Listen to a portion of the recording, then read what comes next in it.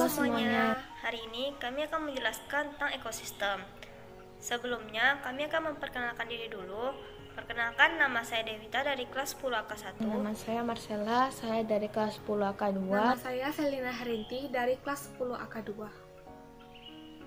Saya akan menjelaskan tentang ekosistem. Yang pertama, pengertian ekosistem. Ekosistem adalah interaksi antar makhluk hidup dengan lingkungan biotik dan abiotiknya. Biotik yang berarti makhluk hidup, sedangkan abiotik yang berarti makhluk tidak hidup. Ilmu yang mempelajari tentang ekosistem disebut dengan ekologi. Selanjutnya ada komponen ekosistem. Komponen ekosistem terdiri atas dua, yaitu komponen biotik dan abiotik.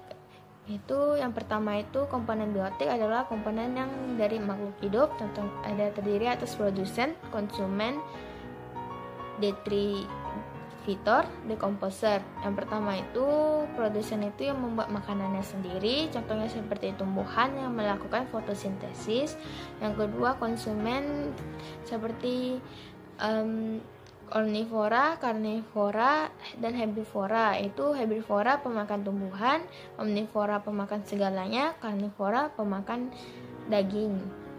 Nah, selanjutnya itu ada detritivor, yaitu organisme yang menguras secara mekanik dan organik. Contohnya itu seperti luwing sama rayap. Selanjutnya itu ada decomposer, yaitu pengurai. Contohnya seperti jamur dan bakteri. Selanjutnya itu ada interaksi antar komponen abiotik. Interaksi antar komponen abiotik itu adalah interaksi makhluk hidup dengan benda yang tidak hidup lainnya. Berarti abiotik dengan abiotik. Contohnya seperti air dengan batu. Air yang menetes di batu tersebut, lama-kelamaan batu tersebut akan pecah. Nah, lalu contohnya lagi seperti evaporasi, yaitu dari panas matahari ke air mengeluarkan uap dan mengundang hujan atau mempercepat terjadinya hujan. Selanjutnya itu ada interaksi antar komponen abiotik dan biotik, yang berarti interaksi antara makhluk hidup dengan makhluk tidak hidup. Itu contohnya itu seperti yang di danau itu kan ada air, seperti air itu abiotik, ikan itu biotik. Nah, interaksinya itu seperti ikannya hidup di dalam air, dan masih ada banyak contoh lainnya seperti tanah dengan tumbuhan. Interaksi antar komponen biotik adalah interaksi antar populasi yang satu dengan yang lainnya di dalam suatu areal tertentu dan membentuk suatu komunitas. Contohnya itu adalah intraspesifik, interspesifik, dan simbiosis. Intraspesifik adalah interaksi antar individu di dalam suatu spesies. Contohnya adalah burung yang berterbangan secara bersama, ikan yang berenang secara berkelompok, dan pembagian tugas di dalam suatu kelompok semut. Interspesifik adalah interaksi antar individu yang berbeda spesies. Yang pertama adalah predasi. Predasi adalah interaksi antar organisme pemangsa, yaitu predator, dengan mangsanya itu prey. Contohnya adalah singa yang memangsa zebra. Kedua adalah netral. Netral adalah kehidupan organisme di dalam suatu daerah yang sama, tetapi tidak mengganggu makhluk hidup yang ada di tempat tersebut. Contohnya adalah domba dan ayam yang hidup di satu tempat. Ketiga adalah kompetisi. Kompetisi adalah individu dapat berbeda ataupun sejenis di dalam suatu daerah untuk mendapatkan yang terbaik di dalam lingkungan tersebut. Yang keempat adalah simbiosis. Simbiosis adalah kehidupan antara dua makhluk hidup atau lebih dapat berbeda spesies yang memiliki hubungan yang erat. Yang pertama itu simbiosis mutualisme. Simbiosis mutualisme adalah simbiosis yang saling menguntungkan di antara dua makhluk hidup tersebut. Contohnya adalah bunga dan lebah. Yang kedua adalah simbiosis komensalisme. Simbiosis komensalisme adalah hubungan antar dua makhluk hidup yang satu menguntungkan, satu lagi tidak untung tidak rugi.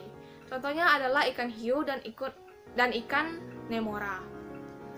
Yang ketiga adalah simbiosis parasitisme.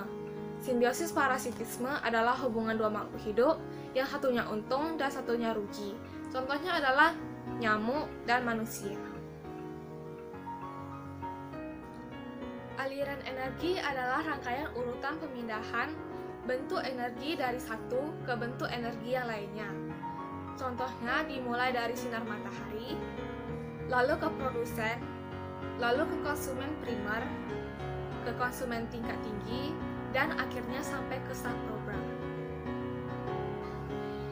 Piramida makanan itu terbentuk dari rantai makanan. Rantai makanan itu dapat membentuk suatu jaring-jaring makanan. Rantai makanan dapat menghasilkan aliran energi dan juga daur biogeokimia. Rantai makanan adalah hubungan makan dan dimakan antar makhluk hidup di suatu lingkungan berdasarkan urutan tertentu. Rantai makanan ini terbagi menjadi dua jenis. Yang pertama, rantai perumput yang tingkat trofi pertamanya diduduki oleh produsen.